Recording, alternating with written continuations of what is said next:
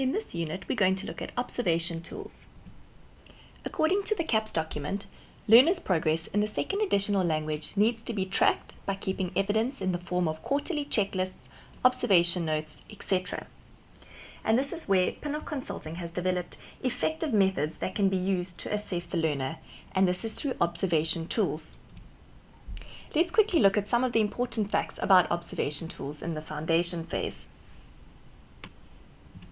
The first fact is that observation tools focus on skills rather than content knowledge. And in foundation phase, learners are all about mastering skills. They're not really given content to remember or learn off by heart. Secondly, observation tools allow teachers to observe and assess learners in a stress-free environment. And remember, assessment should be spontaneous and stress-free for informal assessment in the foundation phase. The third fact is that observation tools can contain more than one observation to show a learner's development and progression. And through observation tools, this progression can be documented. And lastly, observation tools can be used as evidence of the learner's work and ability. And remember, according to CAPS, that learner's progress needs to be tracked by keeping evidence. And this is where observation tools are extremely helpful. Now remember, informal observation refers to observing learners as they learn on a continuous and ongoing basis. Next, we're going to look at how observation tools are made up and how they work. So firstly, each observation tool is divided into the 4 terms.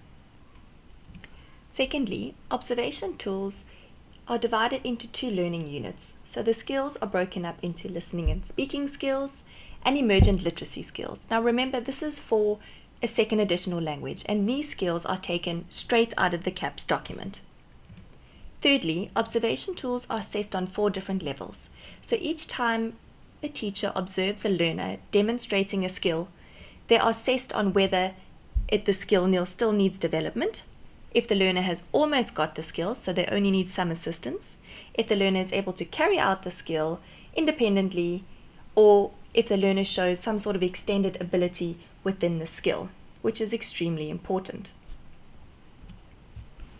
On your screen now is an example of an observation tool. And on the left of the grid, this is the learning unit or the skills that need to be assessed. And this learning unit is specifically listening and speaking, and all those individual skills marked underneath are taken directly from the CAPS document. The observation tool provides the teacher with 3 different opportunities to observe the learner demonstrating the skill. So you can track the learner's progress. Have they improved from the first time they demonstrated the skill to the second to the third time? Has there been no improvement?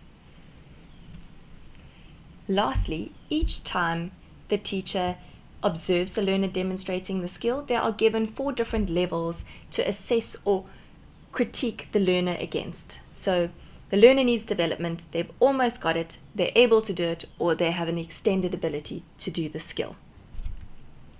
So how it practically works is each time you observe the learner demonstrating the different skills, you can put a tick in the box that corresponds to the level that they demonstrate the skill.